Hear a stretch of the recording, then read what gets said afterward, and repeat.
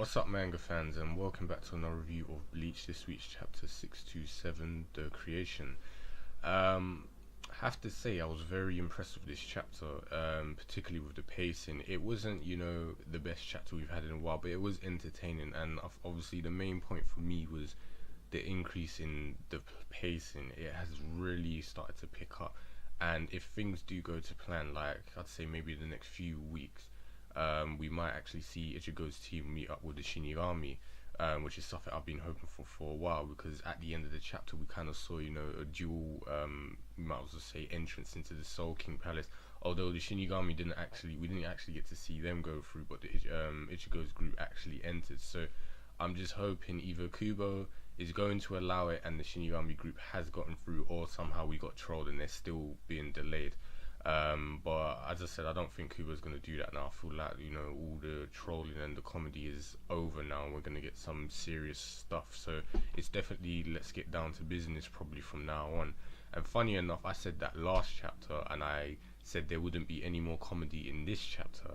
And funny enough, there was actually a tiny bit more. It was particularly with Yukio and Ganju, and it was hilarious when they were moving through the Kyogoku, and obviously Ichigo and Ko are preparing themselves, but Yukio straight up just said, just to let you know, I'm not moving from this spot, like, you lot can go crazy, I'm just staying here. And obviously Ganju is completely gone, like, ape shit, crazy, like thinking, what are you talking about? Are you completely mad? It's like, you don't want to help out. Do you not realize the situation? I don't know you that well. And it's like, and Yukio's like, I don't know you either.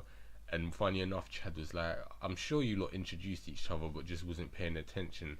But things gets obviously more serious, and Ganju's like, if you don't fight, things are gonna disappear.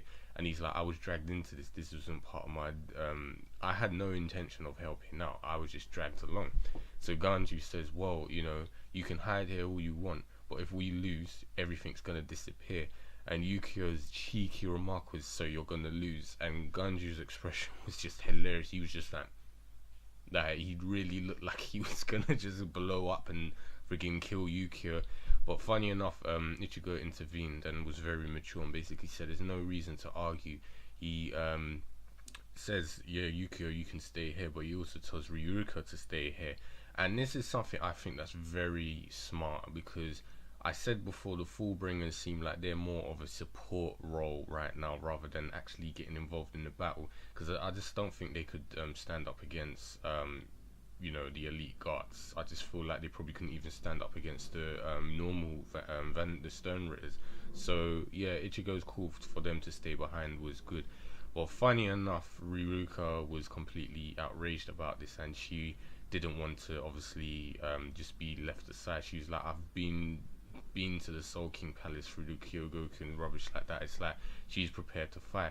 But Ichigo says, you getting involved with your powers, it would just make the battle dangerous. And I agree, she really doesn't have much of a role there. She'd just be in the way.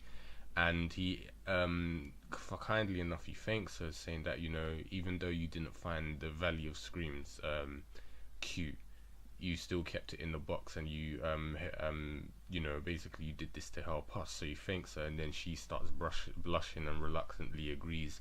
I was like, fine, I'll stay here, like the typical tsundere. And funny enough, speaking of that, obviously Ryuka blushing, she has a obvious crush on Ichigo. It feels like Kubo's making a gag kind of comedy, having Ichigo, giving Ichigo a harem that consists of Orihime, Nell, and Ruruka, and even Grimjar.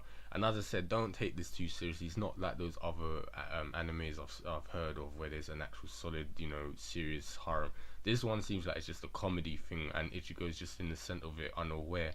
And it just feels like Kubo's just completely trolling with these characters, showing their somewhat affection or obsession in terms of Grimjar, and Ichigo's not really procreating at all. Obviously, because he has his eyes on another female, particularly a pint-sized or petite Shinigami. So yeah, as I said, it's just funny to see little things like that.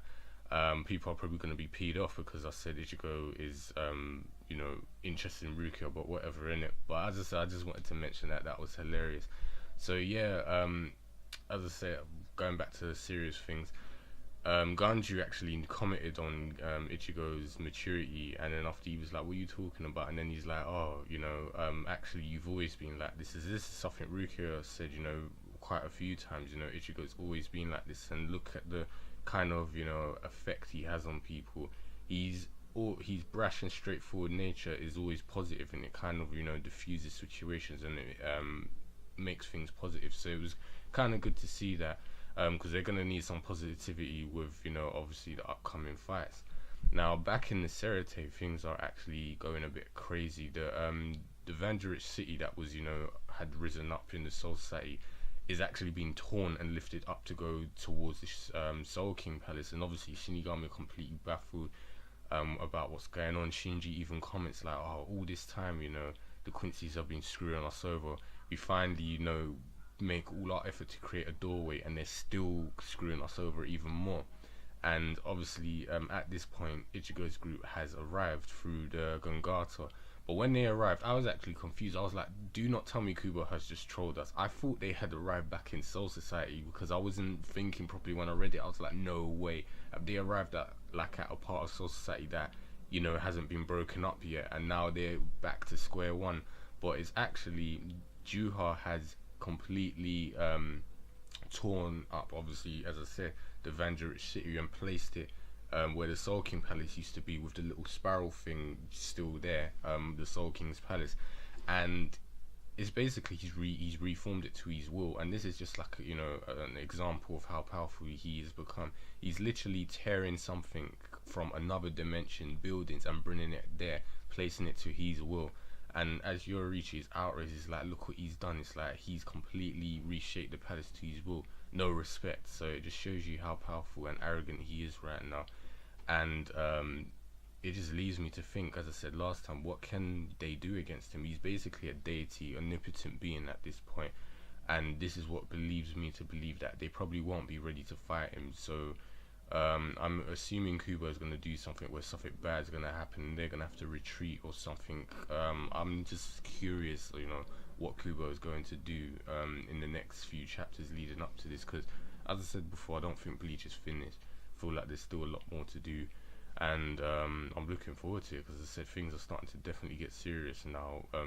Juha just continues to show how much more powerful he is, and I think Ichigo's group and even Shinigami are gonna have a hard time dealing again. It's not only him but the elite guards as well. So yeah, there's a lot of action to come up in the next few chapters.